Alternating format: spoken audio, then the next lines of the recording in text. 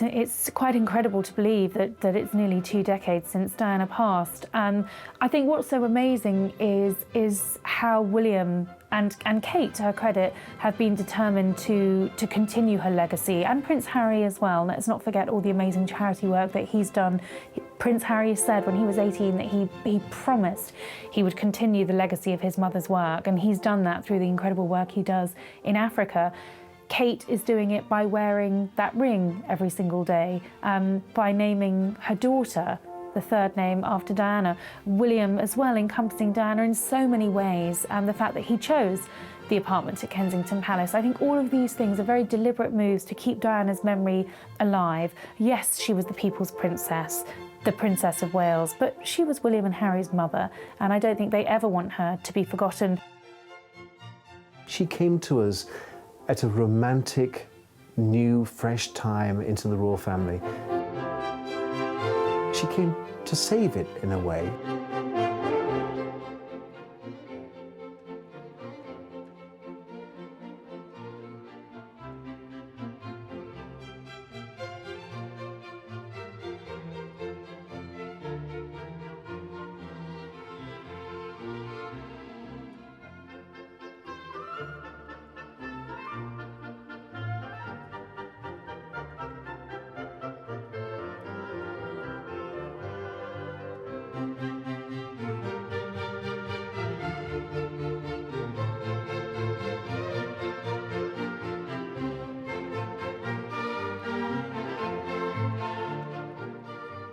Princess Diana was the daughter of an earl.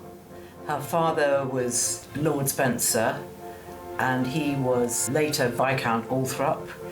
They had a house on the Sandringham estate, and then when Diana's grandfather died, they moved to the family stately home, Althorp. She wasn't obviously royalty. She was termed quite unkindly a commoner, although she was constantly rubbing shoulders with royalty because her childhood was based in part up in Sandringham, so she was often on the estate with the royals. Her sister had gone out with Prince Charles, so she knew the family well, and she was essentially circulating in those sort of quite high society circles. And the Spencer family were quite an ancient aristocratic family, and Diana was very proud of her heritage. I mean, they were actually probably grander than the royal family. Well, Diana didn't have the happiest of childhoods. Her parents separated when she was younger, so she came from a broken home, and I think perhaps there was an insecurity that a seed was sown from a young age, and that insecurity was something that flourished actually within her as she got older. Her father doted on her, and she was really fond of her father. I mean, she used to like to dance, and she was very fond of swimming. She was always up and down to the swimming pool. She danced in the main hall and played the piano. No, she never ever said what she wanted to do. The only time I ever heard her say anything was just in fun. At her sister's wedding, she said, "My wedding will be at Westminster Abbey." And she was 18 then, I should think. But we always thought she'd be Prince Andrew. It's almost impossible to describe to a stranger or someone who's never met Princess Diana what she was really like. What I usually say is she was as beautiful inside as she was out. But to meet her was something special. She lit up a room, she stopped traffic, and when she entered into a room, everything stopped, and all eyes were on her. I've never met another human being who had that aura, who had that charisma, the same as Princess Diana. The princess changed enormously from the time I met her, aged 18, to the very end. I was there from the beginning to the very end. And I can tell you, in the beginning, she was a shy, naive, quiet girl who knew nothing about the world. She transformed. She had to. She had to survive. She was thrown in at the deep end and told to swim, and she learned quickly. My years at Westheath were certainly very happy ones indeed. I made many friends who I often see And in spite of what Miss Fudge and my other teachers may have thought at the time, I did actually learn something. So you would never have known by my O-level results.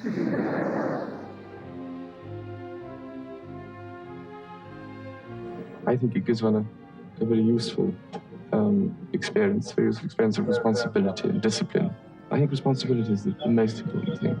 It's the actual trust that's put in you to deal with other people, and the feeling that they can perhaps put their trust in you as well. When I joined Buckingham Palace way back in 1976, it was already rumoured that Prince of Wales would be marrying somebody like Princess Mary Astrid or Amanda Knatchbull. There were rumours that he would be marrying somebody else. Lady Diana Spencer was never there. There were always suitors around Prince Charles. He was the most eligible bachelor in the world at that time, heir to the throne of England. So he was never short of female companions. I saw him occasionally with the Queen. He'd stay at Buckingham Palace. His suite of rooms were at the palace. He had his own valet. He had his own household. And he was very independent. Really, he was searching for someone who could provide him with an heir and a spare. That was his main priority. He was getting old. And the Queen had said to him, "Isn't it about time you settled down, Charles? Isn't it about time you made us grandparents?" So his time was right when Lady Diana Spencer came into his vision. Well, Charles and Diana met when Diana was still a teenager. She was very young at the time. In fact, her older sister had been cherry-picked as a potential suitor for Prince Charles and had in fact dated. Sarah and Charles did date, but it was Diana, who I think was only 17 or 18 at the time, who caught Prince Charles's eye. And he saw this incredibly beautiful, doe-eyed, stunning blonde who caught his eye, and actually he decided that she was the one he wanted to see, not the older sister. Diana was invited to spend a weekend as a companion, really. So not really a date, but just someone to be around Charles who was amusing, at the home of someone called Philippa de Pass. And he'd just broken up with his girlfriend Anna Wallace, and he'd just been to Lord Mountbatten's funeral. And he, Lord Mountbatten was probably the closest person to him. And Diana said to him, "You look so sad. You look so sad and so alone." And he sort of jumped on her, as it were. That's it, in her. She said she couldn't believe it. I mean, she was so naive and so innocent. And then she was invited on board Britannia for Cowes Week. And then she was invited to Balmoral. So it was, it was a steady sort of, a steady but quite fast introduction.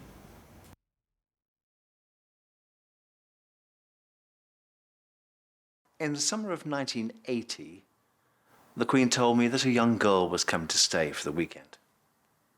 "Will you meet her at the front door and show her a room?" "Of course, Your Majesty." So I'm standing in the front hallway of Balmoral Castle on the black and white tiles, waiting for this car to arrive. And out of the car comes a shy young girl that nobody knew who she was. She had one little suitcase in the back. "Is that all you've brought with you? You're here for the weekend.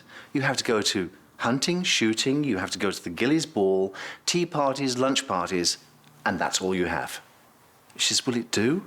I said, "I think we'd better take you to her room and find out." I showed her to her room. "Will you stay for a while and have a chat with me? I'm completely out of my depth," she said. So I stayed. "What time do you go down for tea?" 4 o'clock. You go down to the small drawing room. The Queen will pour you a cup of tea. "I don't like tea.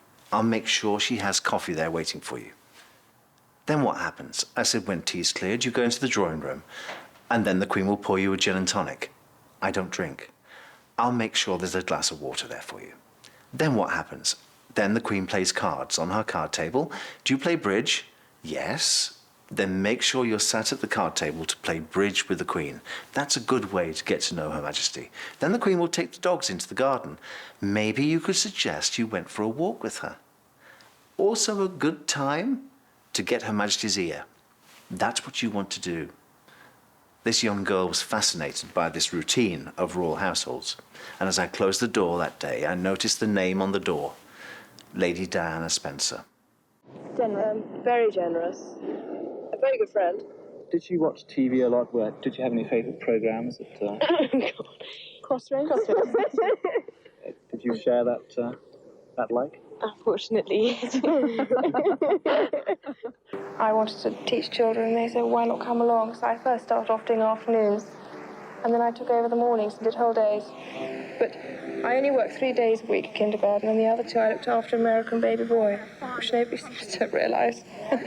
It was very special to me. And she's, got pictures of him and always asks about him when she writes. Oh, she still writes to you? Yes, which I think is just marvelous of her. I realize how she finds the time to do it is beyond me. She was working at the time of the press interest in her and Prince Charles. She'd moved on from working as a nanny, and she was working as a school teacher at a school in Pimlico. And she was looking after, very young children, really, not really teaching them, but just looking after them. Is there any possibility of any announcement of your marriage in the near future? Can you tell me? Can you tell me if there's any possibility? I'm not going to say anything, afraid. Prince Charles did give us a hint himself. He said we wouldn't have to wait too long. Just as Charles fell immediately in love with Princess Diana, or Lady Diana Spencer as she was at the time, so too did Britain.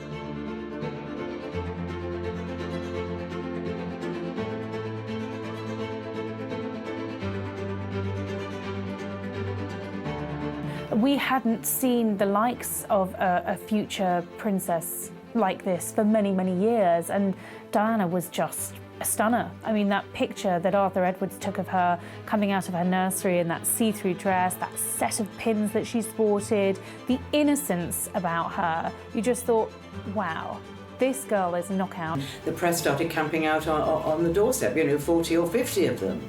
And this had never happened to a member of the royal family before.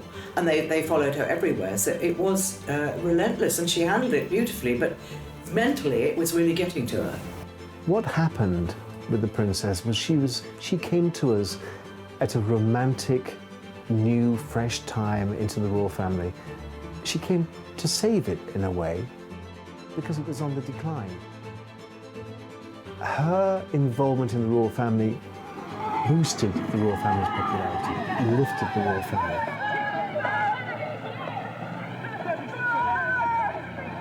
No, Diana wasn't prepared for overnight stardom. Nobody is. She was a country girl. She was very naive. She'd never even had a proper boyfriend. So she wasn't remotely prepared for that kind of stardom, and it was frightening. It was really frightening. I mean, she was absolutely sweet, and she chatted to photographers, and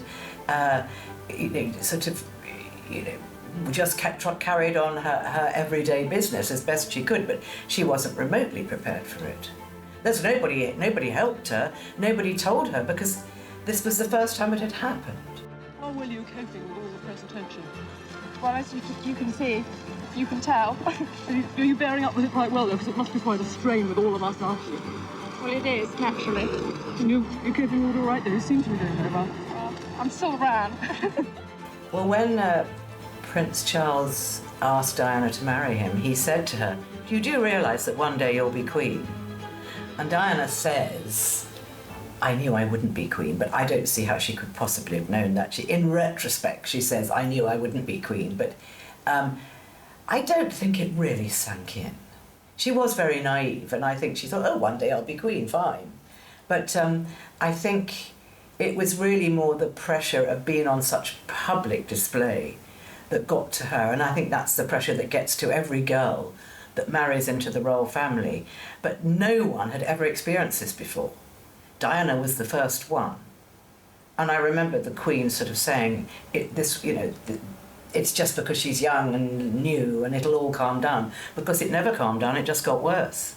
So she was under a lot of pressure. Do you find it a very daunting experience that yesterday you were a nanny looking after children, Now you're about to marry the Prince of Wales, and one day you would, in all likelihood, be Queen. It's a tremendous change for someone, if I may say, of 19 to make all of a sudden, the transition. It is, but I've had a small run-up to it all in the last 6 months. And next to Prince Charles, I can't go wrong. He's there with me. As Lady Diana's father described her this morning as, he said he thought she'd make a very good housewife. Well, that's not he said that. We've yet to see. Because now, having agonised, if you like, puzzled over it and decided, you're now going to be separated again because you're going to Australia, New Zealand. Yes. And you'll be away, what, 5, 6 weeks, something like that? Yes. What are you going to do in the meantime? Oh, don't worry, Ash, we're very busy.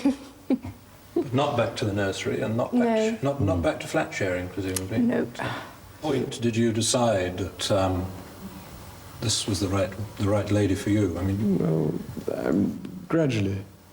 I suppose towards the end of the summer and the autumn last year. And I began to realise, you know, what was going on in my mind and hers in particular. And all these things help. But, you know, it was a gradual business. Did you find it a very hard decision, Lady Diana? I had a long time to think about it, because I knew the pressure was on both of us. And, well, it wasn't a difficult decision in the end. It's what I wanted. It's what I want. And I haven't seen the ring. Maybe have a look at your... Yes. Wonderful sapphire and diamond. When were you given that? Just last night? Or? No, Sunday. But not wearing it yesterday? No, pretty hidden. And when did you tell the Queen that this was what you wanted to do? Well, about 3 weeks ago. So, as I say, we've had to sit on it and hide it for 3 weeks, which hasn't been all that easy. But I was absolutely determined that it was going to be as near a secret as possible on the actual day. That was my ambition. But you're both obviously excited, but it must have been awfully difficult trying to keep that secret. Yes. Very good for us.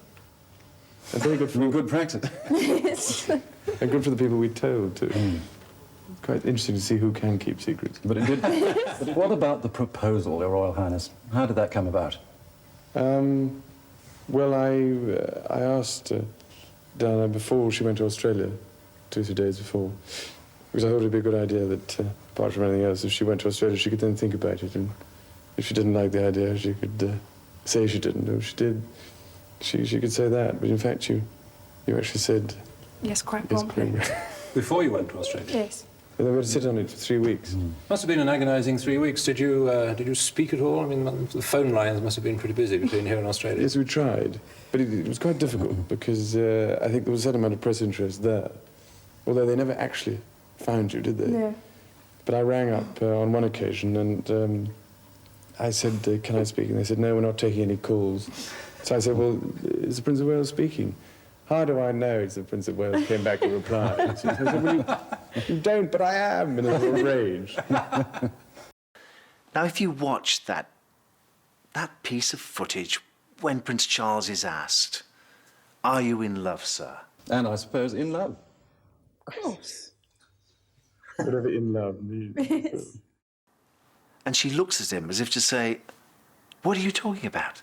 Don't you know what love is? That was the problem from the beginning. Charles didn't really know what love was. He never really wanted a lover. He wanted a mother. Well, the cracks in their relationship, I think they began to show very quickly. Because Diana didn't understand. I mean, after she became engaged to Prince Charles, he never seemed to be around. He was always so busy. And she was moved into Buckingham Palace, and she had her own apartment there, and he was sort of down the corridor. And she was absolutely on her own. I mean, a friend of mine actually was her footman and told me a lot about her at the time. And she was very lonely. She didn't feel she could have her girlfriends there. And I mean, Buckingham Palace is quite a strange place for a teenage girl to be incarcerated, which is really what she was.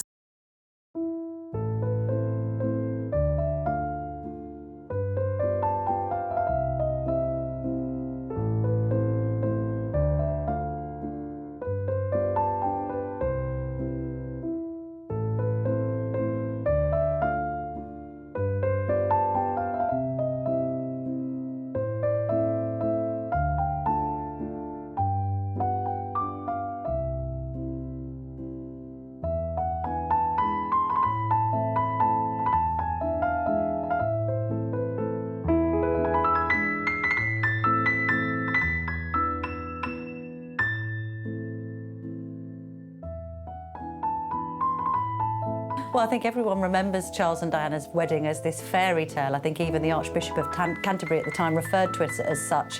Obviously quite 80s heavy when you think about Diana's huge meringue-esque gown and all of the people in attendance, and obviously the romantic venue that was St Paul's Cathedral at the time. And this was an event watched by a global audience of multi-millions, so it was a major, major royal occasion. Everyone watched the engagement footage.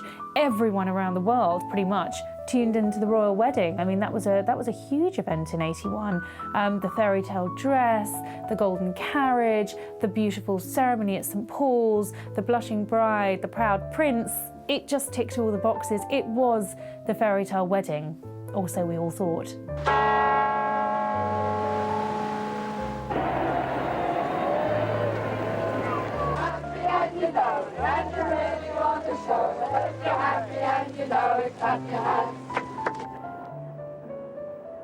Very well, thank you. I'd just like to say a word. May I say a word? Yes.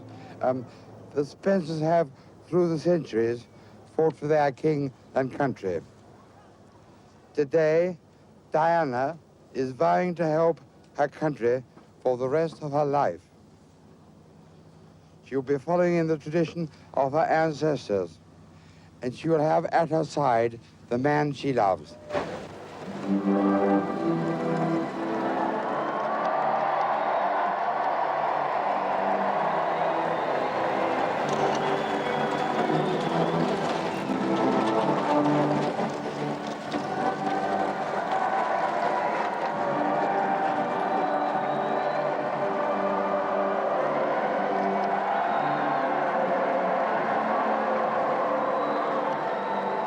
I think Diana had terrible jitters on her wedding day. In fact, the night before, she wanted to get out of the whole thing.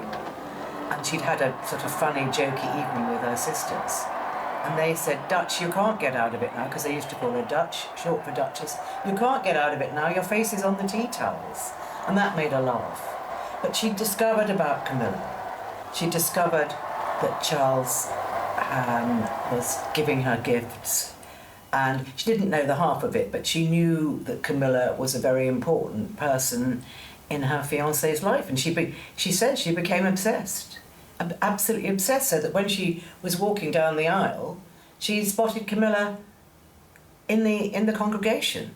But she said what sort of helped her at that moment was concentrating on her father, because he just had a stroke, and she was really, and he's a very big man, and she was really guiding her father.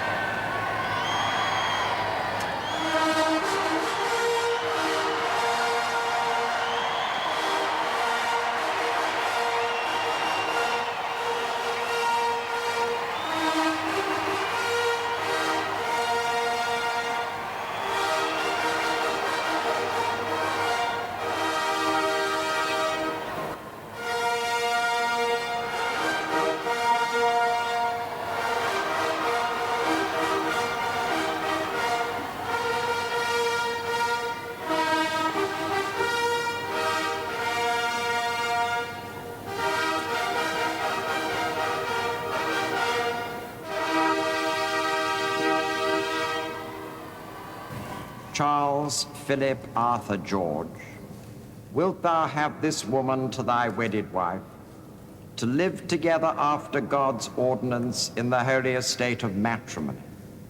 Wilt thou love her, comfort her, honor and keep her in sickness and in health, and forsaking all other, keep thee only unto her, so long as ye both shall live. I will. Diana Francis, wilt thou have this man to thy wedded husband, to live together according to God's law in the holy estate of matrimony? Wilt thou love him, comfort him, honor and keep him in sickness and in health, and forsaking all other, keep thee only unto him, so long as ye both shall live? I will. Bless, O Lord, this ring, and grant that he who gives it and she who shall wear it may remain faithful to each other and abide in thy peace and favor, and live together in love until their lives end. Through Jesus Christ our Lord. Amen.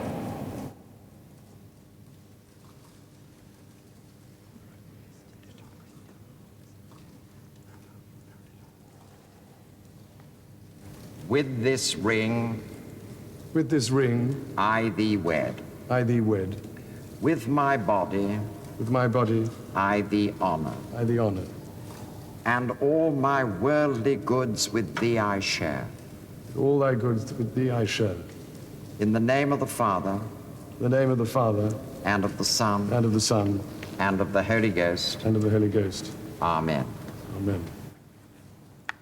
For as much as Charles Philip Arthur George and Diana Francis have consented together in holy wedlock, and have witnessed the same before God and this company, and thereto have given and pledged their troth either to other, and have declared the same by giving and receiving of a ring and by joining of hands, I pronounce that they be man and wife together, in the name of the Father, and of the Son, and of the Holy Ghost. Amen. Here is the stuff of which fairy tales are made. The prince and princess on their wedding day.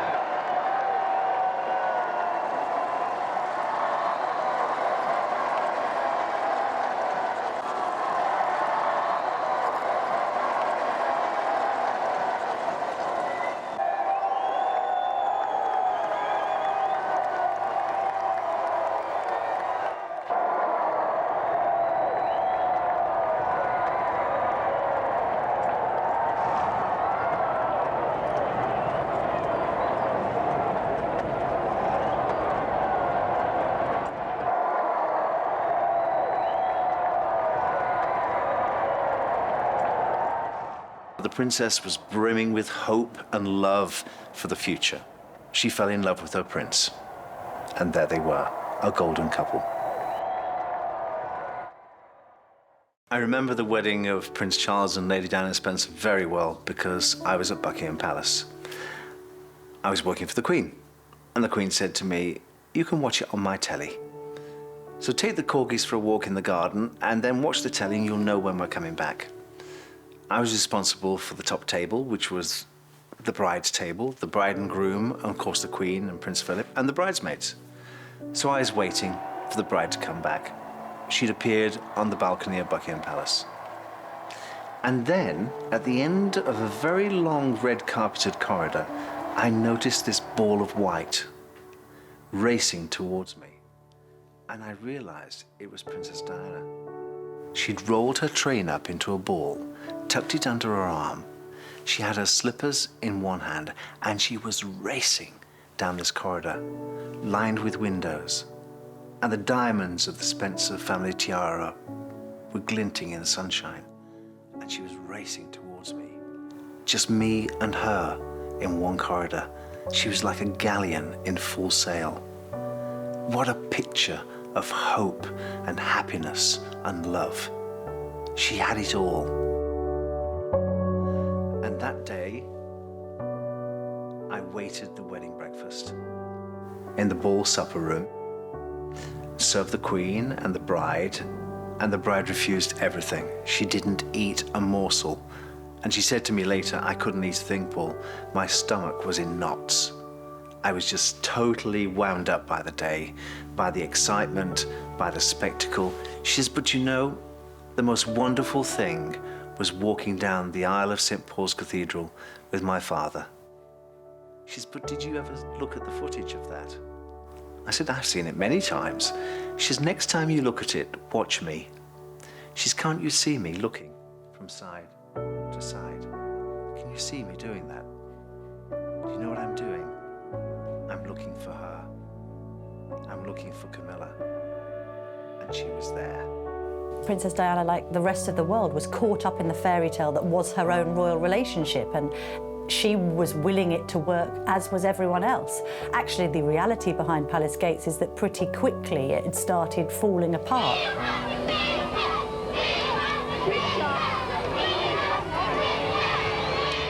I haven't yet worked out a method of splitting my wife in half. She can do both sides. In the early days, Diana's light was small, but it began to shine brighter and brighter and brighter. And it was a sort of a Star is Born situation. Prince Charles would say to her, well, I married you, I made you a princess. You weren't born royal. This is a man who's been born to be king. This is a man who has been treated from the very beginning as a god. Suddenly being eclipsed by this woman, he wasn't very happy. He'd also courted her older sister, of course. Sarah had been a suitor, and on Diana's wedding day, her sister, Sarah, turned to her and said, I thought all this was going to be mine one day, and now it's yours. There was sibling rivalry in the Spencer household. Diana wasn't meant to achieve. The fact that Diana became Princess of Wales, probably future Queen of England, was beyond the Spencer family to comprehend. It wasn't for her to achieve.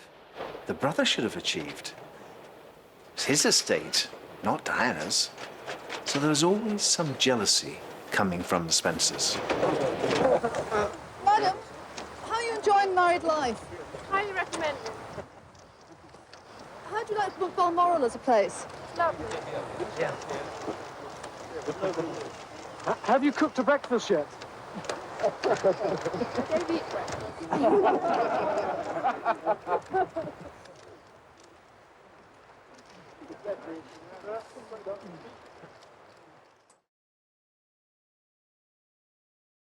Well, Diana made it very clear that she felt like a fish out of water. Even before her actual wedding, she said she spent those nights before her wedding at Clarence House, which was then the Queen Mother's residence. And the night before her wedding was one of the most miserable of her life.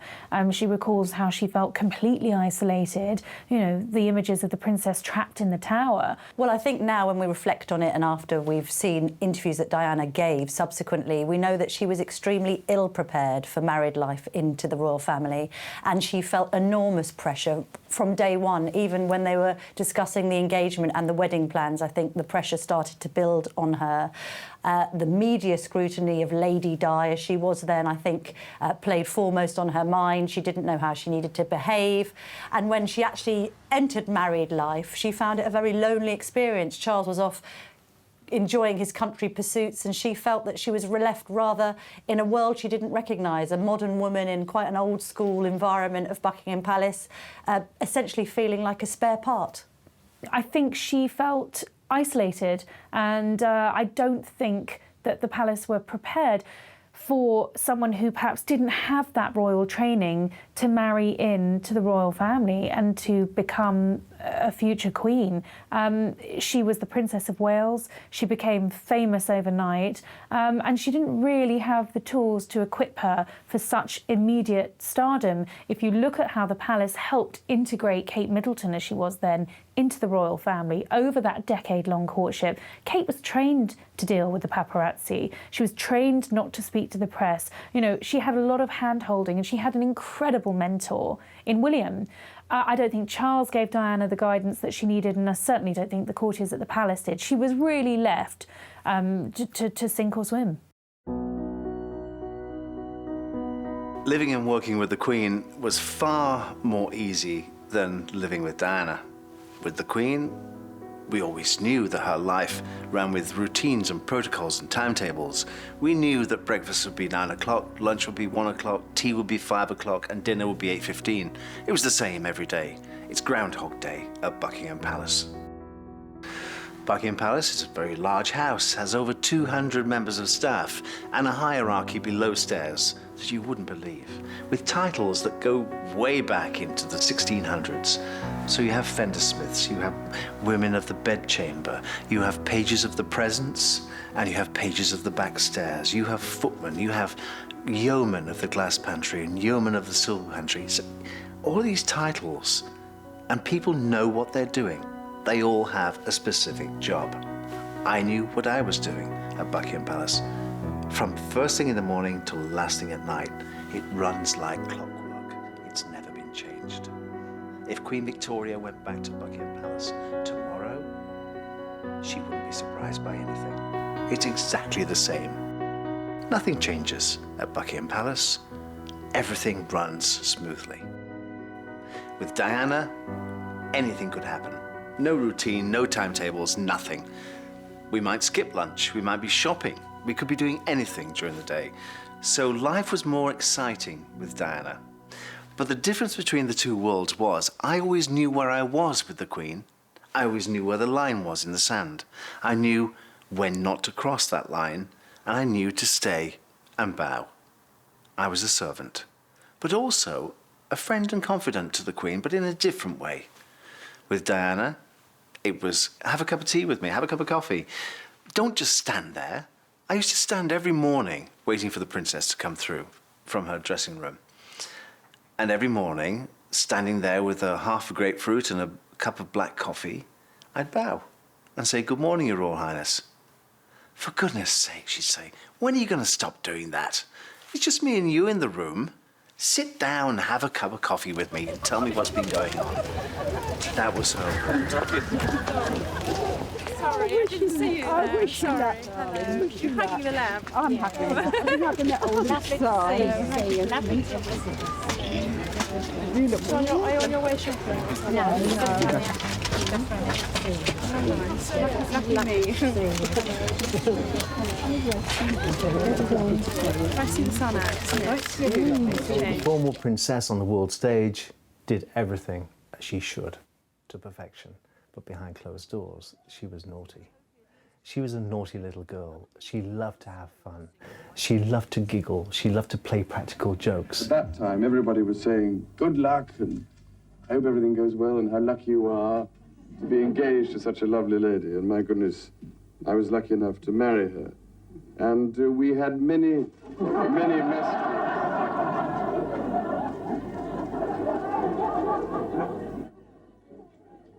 It's amazing what ladies do when your back's turned.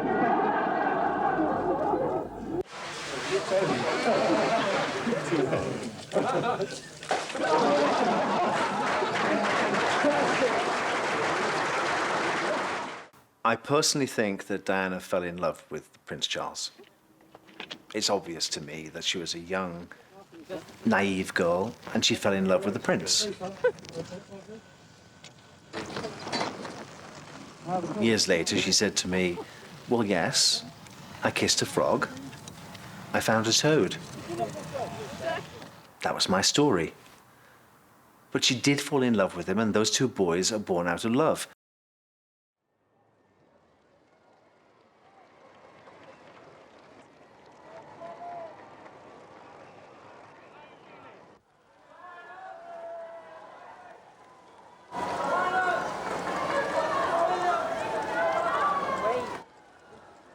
I saw correspondence between them. I saw correspondence from the princess to the Queen, which said how happy she was and how she loved to be a wife and how much she would support Charles in his future career. They were her views, but times changed. Within 1 year, she had William, and then Harry came along. And so the first 5 years of the princess's marriage, she felt that she could make it work. I think there is this image that Princess Diana created that she felt that she was completely isolated from the rest of royal life, possibly by her age. She was a young 20-something, surrounded by who she described as men in grey suits, you know, the powers that be at the palace. There's an image she created of herself sort of walking around the palace corridors with a Walkman on, sort of rather detached from the rest of the scene. So I think she felt she was thrown into the deep end, wasn't given much coaching. It's not like, say, for instance, William and Kate, where they lived together for a decade before she becomes a royal wife. She barely really knew Charles, if you reflect on it. They'd only met, you know, a dozen or so times. So actually, it was straight in at the heavy wedge of it from the very beginning. Prince Charles wasn't always kind to the princess. In fact, sometimes he was quite cruel. I remember one occasion she came downstairs wearing a beautiful black and white Catherine Walker gown.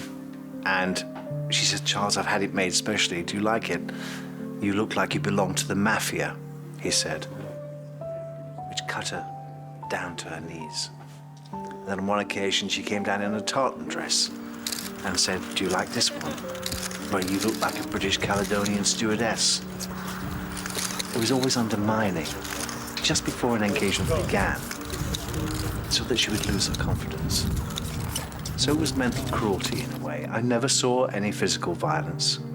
I saw tables being upset, I saw crockery being thrown across the room, but I never saw any physical violence.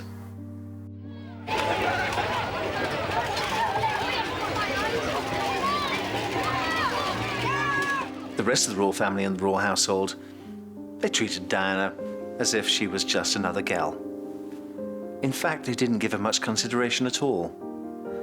I did notice that one day, going through the drawing room, the old Queen Mother, she passed the magazine table and Diana's face was on the front of Hello Magazine. And as she walked past the table, she flipped the magazine over onto its backside and carried on walking. That to me said, she's not really accepted. They don't like it. She's beginning to outshine even the senior members of the royal family. This is dangerous territory.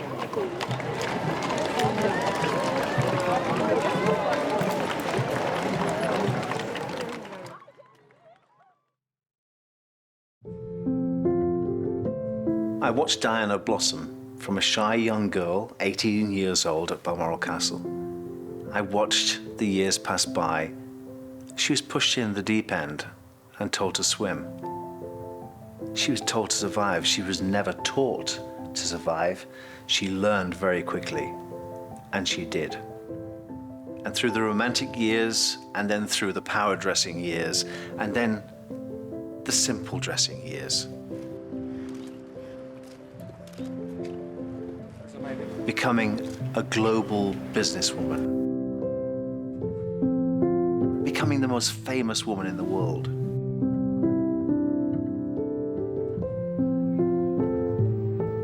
Becoming an icon.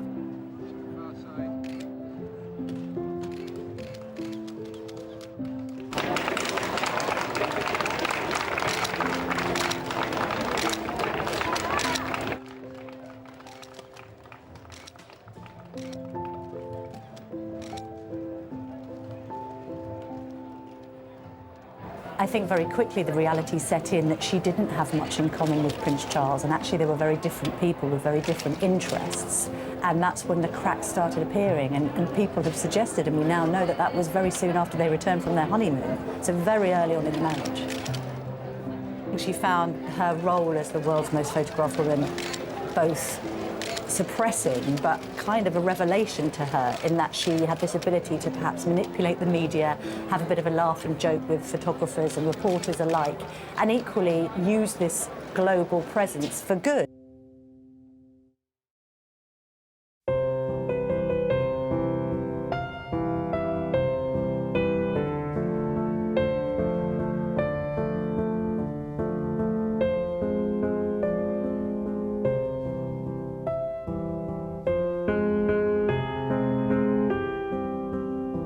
in people's memories, people, I think, still reflect very fondly on Diana for the person she was, for her vulnerability, but first and foremost for her charitable efforts. Good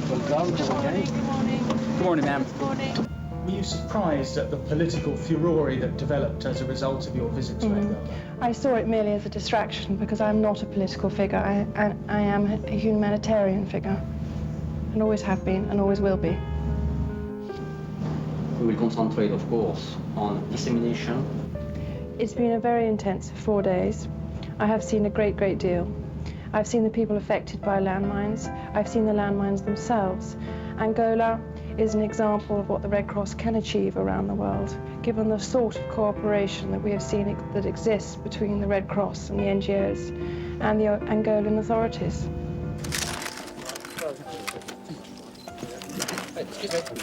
Excuse me, Ray, can you... Hang on, pal.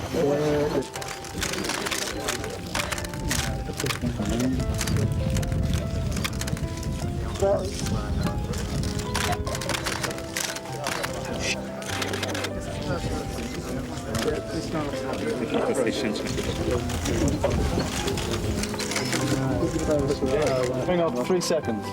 1, 2, 3, firing. In the beginning, of course, they are afraid, insecurity, and like because of that. Soon they get confidence. Same thing goes first with this ball we have in the back here.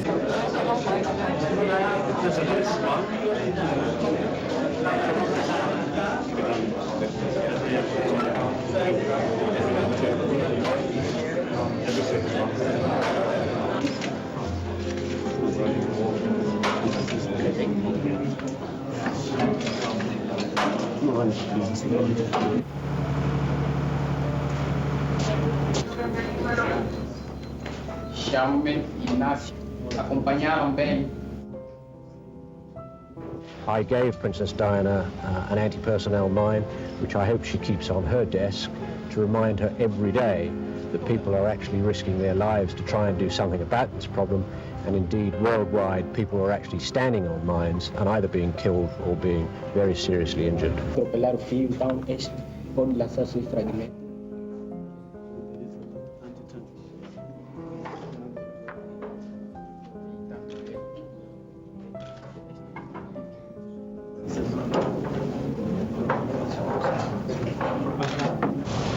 Despite the controversy at home, the princess's campaigning continued today in what's believed to be the most heavily mined town in the world. Already briefed about the political row she'd stepped into, she seemed taken aback by the description of her as a loose cannon. But yeah, I'm only trying to highlight a problem that's going on all around the world. That's all. It's been said, though, that you're aligning yourself with Labour policy. Do you think that's wise? Labour? I don't know what you're talking about. I don't know what we have really to keep the programme going. Thank you very much. Thank you very much.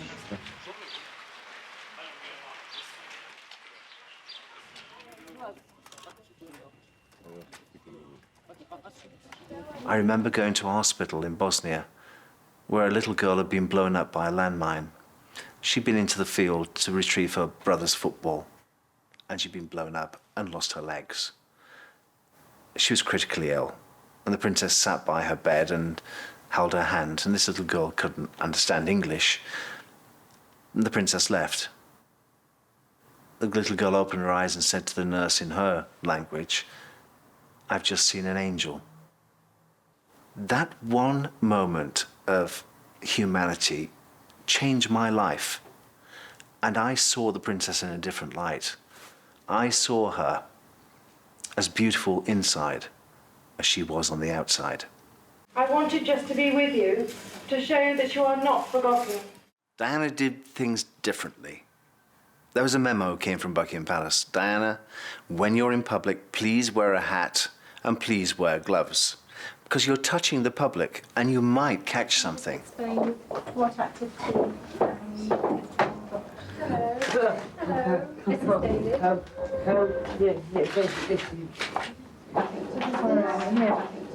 is David. Then we go. Yes, David. There you are. In red. And you. No, again. And it's you. It's you.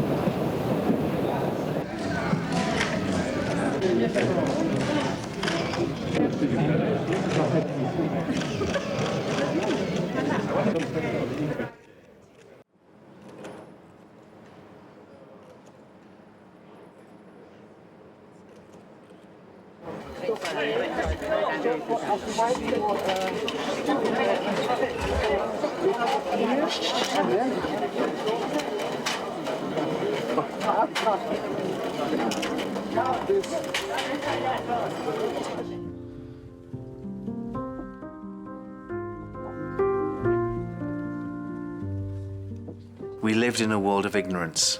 We lived in a world where people were not educated. They didn't know. The princess introduced me to the first person dying with HIV and AIDS. I didn't know anything about it until she showed me that world. She would sit and hold people's hands and counsel them. So life with Diana was very different. We have a battle on our hands. It has to be waged on two major fronts: prevention and cure. As far as prevention is concerned, parents and teachers are in the front line. As a parent myself, I'm only too aware of the responsibility this implies in terms of the kind of upbringing best suited to encourage the child to say no. She also boosted the morale of the soldiers serving in Northern Ireland. She went to Londonderry to visit the Royal Hampshire Regiment, one of the regiments of which she was Colonel-in-Chief. Even in full combat gear, the princess managed to look glamorous, providing a welcome relief for the men used to the daily dangers of serving in the troubled province.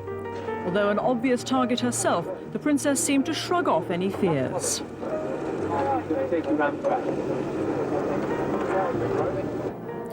During the time of the Gulf War, she was there to give support to the wives and children of servicemen fighting in the desert. And she chatted to the fighting men who would soon be on their way to take up arms against the Iraqis. She gave great comfort to many during frightening times.